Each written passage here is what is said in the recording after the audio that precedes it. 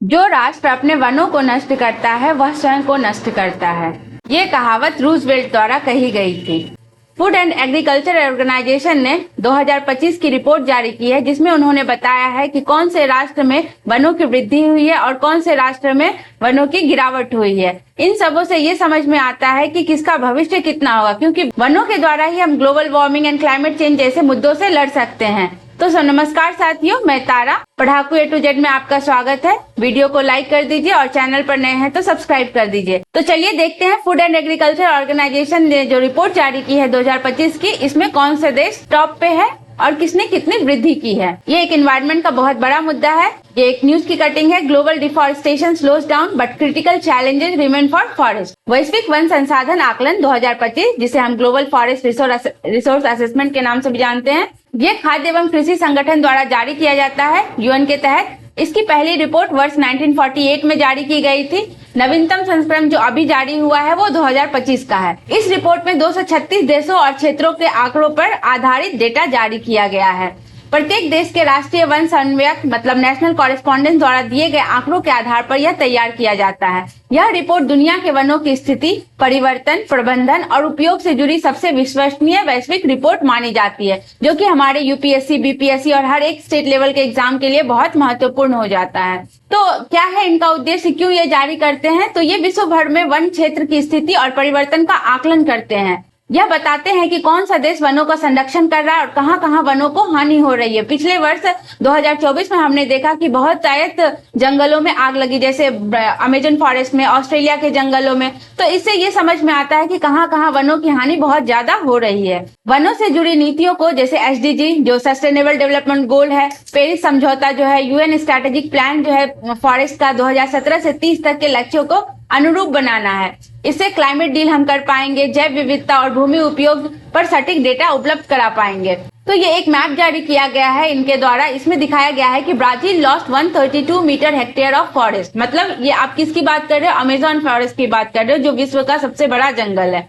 लेकिन इसी में चाइना ने वृद्धि की है। 70 मीटर हेक्टेयर ऑफ फॉरेस्ट इन्होंने वृद्धि किया हुआ है। तो आप यहाँ देख सकते हैं कि अमेजन फॉरेस्ट की हानि होना बहुत बड़ी क्षति है हमारे पृथ्वी के ऊपर। यहाँ पे डिफॉरेस्टेशन का भी मुद्दा उठाया गया है, जिसमें देखिए कि आप फॉरेस्ट एक्सपेंशन कितना हुआ है और डिफॉरेस्टेशन कितना हुआ है। यहाँ डिफॉरेस्टेशन तो रिड्यूस हुआ है पहले की तुलना में, लेकिन फॉरेस्ट जो एक्सपेंशन है वो उतना अभी तक बढ़ोतरी नहीं हुई है। इस रिपोर्ट में चाइना ने सबसे ज्यादा बाजी मारी है। किस लिए? कि उन्होंने more forest than it's lost in the past decade. इन्होंने बहुत ज्यादा फॉरेस्ट को एक्सपैंड किया है। इसके बाद रशिया, फिर तीसरे नंबर पे हमारा प्यारा भारत आता है। तो सबसे पहले नंबर पे चाइना ने एक्सपैंड किया, देन रशिया ने, देन इंडिया ने, then Turkey and then Australia ने। तो ये टॉप 5 कंट्रीज है जिन्होंने फॉरेस्ट का एक्सपेंशन किया है। तो आप ये डेटा याद रखिए, ये वन लाइनर एग्जाम में भी पूछे जा सकते हैं और स्टेट लेवल PCS और यूपीएससी में भी पूछे जा सकते हैं। इसके बाद देखिए कि 26% of Asia's forested land is protected area. मतलब सबसे ज्यादा अगर प्रोटेक्टेड लैंड है कहीं पे तो वो एशिया कॉन्टिनेंट में है, जो कि 26% है। उसके बाद अफ्रीका में 23%,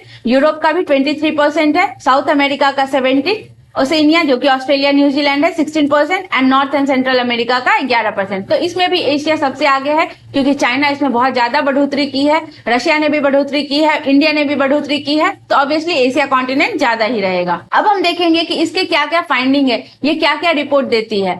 तो वैश्विक वन क्षेत्र जो हमारा ग्लोबल फॉरेस्ट एरिया है वो टोटल 32% है पूरे लैंड का। मतलब विश्व की कुल भूमि का लगभग 32%, 4.14 बिलियन हेक्टेयर क्षेत्र जो है वो पूरा फॉरेस्ट से कवर है। अब इसमें कितना डिफॉरेस्टेशन हुआ है अभी तक? तो 1990 के दशक में प्रति वर्ष 10.7 मिलियन हेक्टेयर वन नष्ट हो रहे थे। अब यह दर काफी घटकर आधी रह गई है। मतलब आप समझिए कि 5 के लगभग रह गई है, 5 मिलियन हेक्टेयर रह गई होगी, जो कि काफी अच्छी एक खबर है हमारे लिए। फिर है टॉप फॉरेस्ट कंट्रीज कौन कौन है जिसके पास ज्यादा फॉरेस्ट है? तो रूस, Brazil, Canada, America and China. India इसमें कहीं नहीं है। इंडिया को इसमें बढ़ोतरी करनी चाहिए, लेकिन ये सारे देश इंडिया से साइज में काफी बड़े हैं, तो ये भी एक मुद्दे की बात है। तो इसमें सबसे पहला है रूस, जिसका 832.6 मिलियन हेक्टेयर फॉरेस्ट है। चाइना में बढ़ोतरी भी हुई है, चाइना ऑलरेडी टॉप 5 में है और ये और भी एक्सपैंड कर रहा है। भारत की स्थिति, भारत 9वें स्थान पे है, लगभग 72.7 मिलियन हेक्टेयर वन क्षेत्र हमारे पास है। भारत विश्व में तीसरे स्थान पे है, फॉरेस्ट की वृद्धि के ऊपर, लेकिन हम 9वें स्थान पे हैं हमारे पास जो फॉरेस्ट एरिया है। ट्रेंड देखें तो एशिया में कुल वन क्षेत्र में वृद्धि देखी गई है। मुख्यतः भारत, चीन, वियतनाम जैसे देशों में वृक्षारोपण कार्यक्रमों के कारण यहाँ पे फॉरेस्ट एक्सपेंशन बहुत ज्यादा हुआ है। वनों के प्रकार, यहाँ पे कौन से तरह के वन पाए जाते हैं, तो वैश्विक स्तर पर लगभग 7 से 8% क्षेत्र जो है प्लांटेड फॉरेस्ट है, यानी हम लोगों ने वो उन्हें लगाया है। अब कुछ तथ्य हम जान ले जो हमारे एग्जाम प्रोस्पेक्टिव से बहुत इंपॉर्टेंट है, जो इंडिया से रिलेटेड है। तो भारत का कुल जो वन क्षेत्र है वो 72.7 मिलियन हेक्टेयर है। भारत की भूमि जो क्षेत्र वन का अनुपात है वो लगभग 22% है। भारत के कुल वनों से लगभग 2/3 क्षेत्र जो है प्राकृतिक वन है और शेष कृत्रिम है जो हमारे द्वारा लगाए गए हैं, और नेचुरली यहाँ पे 2/3 जो है नेचुरली फॉरेस्ट है। भारत के प्रमुख वन जो ज्यादा जो फॉरेस्ट पाए जा रहे हैं हमारे भारत में वो मध्य प्रदेश में, अरुणाचल प्रदेश में, छत्तीसगढ़, उड़ीसा एंड महाराष्ट्र में। तो ये टॉप 5 स्टेट है भारत के जहाँ पे बहुत ज्यादा वनों की वन फैले हुए हैं।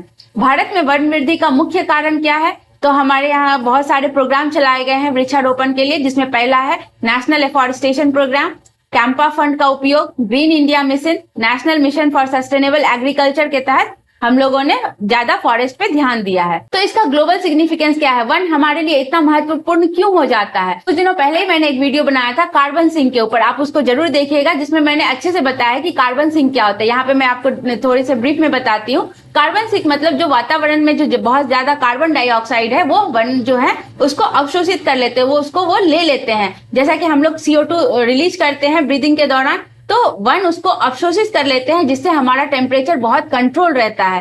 तो वन जो है एक बहुत बड़ा कार्बन सिंक के रूप में उपयोग होता है। यह रिपोर्ट बताती है कि पृथ्वी के वन हर वर्ष लगभग 2 गीगाटन CO2 को अवशोषित करते हैं। तो आप समझिए इतना ज्यादा CO2 हमारा वन अडॉप्ट करता है, तो ये कितनी बड़ी बात हो जाती है हमारे लिए। वनों का संरक्षण जो है वो हमारे जो सस्टेनेबल गोल है उसमें वो 13 नंबर पे आता है क्लाइमेट एक्शन के तहत। SDG 15 लाइफ ऑन लैंड के तहत आता है, और CBD कन्वेंशन और बायोलॉजिकल डाइवर्सिटी के लक्ष्यों की प्राप्ति के लिए भी जो वन है बहुत उपयोगी है। अब वन क्षेत्र घटने की गति भले ही धीमी है परंतु रुक नहीं पाई है। आज भी आप ये शहरों में देखिए लगातार वनों की कटाई हो रही है, वहां पे अपार्टमेंट बनाए जा रहे हैं, इंडस्ट्री लगाई जा रही है। तो वही है कि भले ये स्लो प्रोग्रेस है इन सब चीजों में, लेकिन ये रुकी नहीं है। यहाँ तक कि विलेज जो एरिया, जो रूरल एरिया है, वहां भी वनों की जो गिरावट है बहुत ज्यादा हो रही है। वहां भी लोग वनों को काट के अपने घर मकान बनाने पे लगे हुए हैं। तो इन सब चीजों से हमें थोड़ा बचना चाहिए। वन गुणवत्ता मतलब फॉरेस्ट क्वालिटी कैसी है, जैव विविधता, मृदा स्वास्थ्य और प्राकृतिक कई क्षेत्रों में घट रही है। अगर आप डिफॉरेस्टेशन होगा, ऑब्वियस सी बात है, अगर डिफॉरेस्टेशन होगा तो सॉइल क्वालिटी घटेगी, बाढ़ आएंगे, नेचुरल कैलेमिटीज बहुत ज्यादा होंगी। तो ये भी एक यहाँ पे मुद्दे वाली बात है। प्लांटेशन फॉरेस्ट प्राकृतिक वनों का विकल्प नहीं बन सकते। अभी जो हमारे पास नेचुरल है और अगर हम जो नए लगा रहे हैं उसमें बहुत अंतर हो जाता है। तो इन सब चीजों को भी हमें नेचुरल फॉरेस्ट को काटने से पहले सोचना चाहिए। अभी कुछ दिन पहले ही तेलंगाना में एक इशू चल रहा था फॉरेस्ट को ही लेके, तो आप उसका भी एक उदाहरण ले सकते हो कि वहाँ नेशनल फॉरेस्ट को काटा जा रहा था, बट वहाँ के कॉलेज के बच्चों ने उन्हें रोका और ये फिर फॉरेस्ट का कटिंग बंद हो पाई। फोर्थ है डेटा असमानता। सभी देशों की रिपोर्टिंग समान नहीं है, जिसमें कुछ अंतर रह जाता है। अब कुछ एग्जाम पर्सपेक्टिव से 1 लाइनर क्वेश्चन जो बहुत इंपॉर्टेंट है उसके बारे में कुछ जानकारी ले लेते हैं। जो ये रिपोर्ट है 2025 जारी करने वाली कौन सी संस्था है, तो फूड एंड एग्रीकल्चरल ऑर्गेनाइजेशन। विश्व का कुल वन क्षेत्र कितना है, 4.14 बिलियन हेक्टेयर। भारत की रैंक क्या है इसमें, 9वीं है। हमारे पास अगर फॉरेस्ट एरिया देखें तो 9वीं है, लेकिन हमने वृद्धि की है 3rd रैंक पे। शीर्ष वन संपन्न देश कौन सा है, रूस है। FRA 2025 किस वैश्विक समझौते के अनुरूप है, तो Paris agreement, global diversity framework and UNSPF जो 2017 से 3 जो गोल हमें हासिल करने हैं उनके तहत आता है। तो उम्मीद करती हूँ कि ये सेशन आपको अच्छा लगा होगा। वीडियो को लाइक कर दीजिएगा और चैनल पर नए हैं तो सब्सक्राइब कर दीजिएगा। धन्यवाद।